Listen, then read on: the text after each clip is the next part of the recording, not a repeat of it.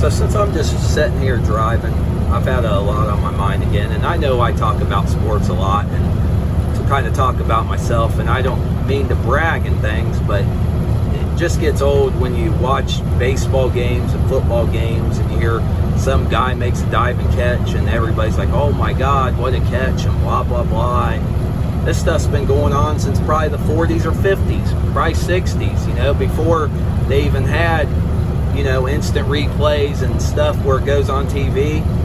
And like I said, I am not trying to toot my own horn, but I made all kinds of catches like that, but mine's not on ESPN and all that stuff. And it just gets kind of old hearing about it, because if you're above average athlete, anybody can do that. And like I said, I'm not trying to sound cocky or conceited or anything, but it's just, I've been playing sports since I've been 4 years old, and anything you do for that long, it's becomes something that ain't hard. And anything that you've done for 20, 30 years, you ought to be good and be able to do that. And these guys that you see in Division 1 and 2 and 3 and any kind of really college that's above average athletes, should be able to do that, especially if they're pro. Now, if they start doing backflips and catching them one-handed in the end zone, then yeah, I'd be impressed by that. But as far as all this one-handed catch and diving and catching them and all this, bull crap, I'm not impressed by any of that. Just like dunking, people doing 360s and throw them off the backboard, I'm 5'9" and can dunk. LeBron James and Michael Jordan, them guys are 6'7". So you almost make me a foot taller, then it's not that hard. Like between your wingspan and when you're taller, your fingers are longer, it's easier to palm the ball. But when you take that all into consideration, you're really not jumping that high on a 10-foot rim. So I'll take a guy that can handle the ball and shoot before I can take a guy that can jump and dunk. I mean, yeah, it's nice to be able to jump because, you got to rebound and stuff, and people forget all that stuff that goes into basketball. Everybody wants to say, oh, I scored 30 or 40 points and blah, blah, blah. They all want to be about points. And, I don't really care about points. I'd rather be the guy that scores 0 points and keeps my opponent from scoring, because that's what wins games. I mean, offense wins games, defense wins championships. So that aside, I've known guys that scored 30 points, but they were playing man, and their guy scored 31 against them or more. So you're still in the negative. That ain't going to help you win games. I don't care if you score 75 points. If the guy you're guarding scores 76, you're still negative a point. So at the end of the game, you're going to lose. So points don't mean nothing to me.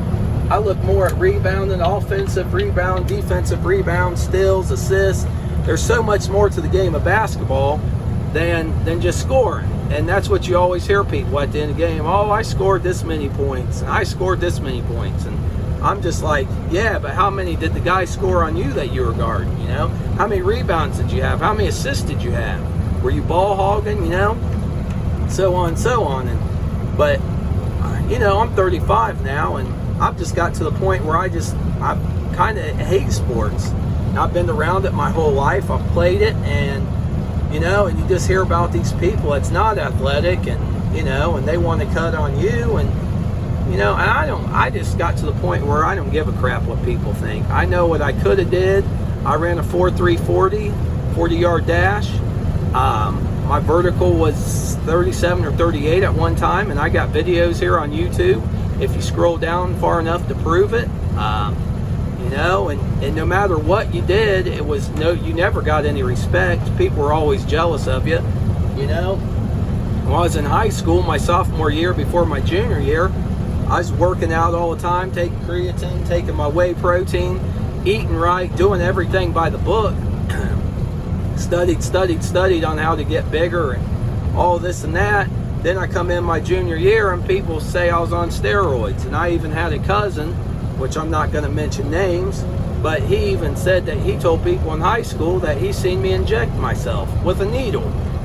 First of all, I'm dead against steroids. Second of all, I I hate needles. There ain't no way I'm going to inject myself with a needle. But I mean, it just goes to show you the jealousy and stuff, and nobody can be happy for somebody. You know, if somebody's worked their butt off and, you know, they got a couple cars and a nice house, I'm happy for them. But it seems like nobody in this world's happy for people anymore. Everybody's jealous or wants to say, oh, well, they were born with money, or, you know, their dad or mom gave that to them. And, you know, I don't like that either, that people that brag about themselves and that have had life given to them on a silver platter their whole life. But, you know, when you've worked for it, I'm not jealous of you. I'm not envious of you. I mean, anybody can have whatever they want in life. I choose to drive an older car, you know. I don't care. I'm not a flashy type.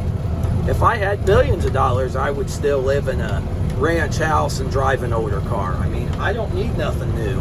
There, you got people that love Lamborghinis, and they'd love to have a Lamborghini, and I could care less. There ain't one dream car that I could name that I would want to have.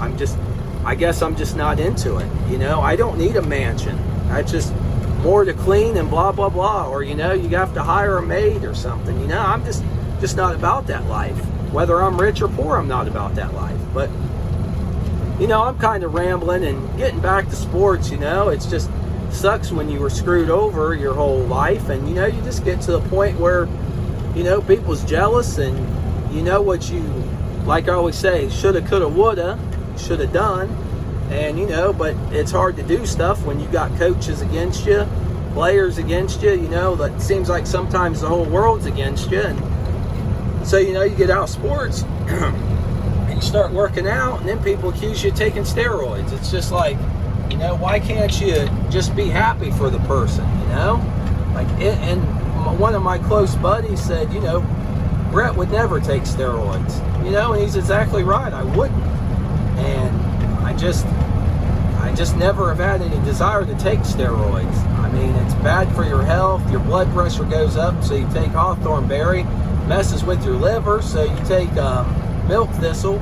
So you're taking all these other pills to combat how bad steroids are for you. And I would rather live a longer, healthier life and take years off my life to impress girls or you know, for a sport, especially when you're not going to go pro or whatever.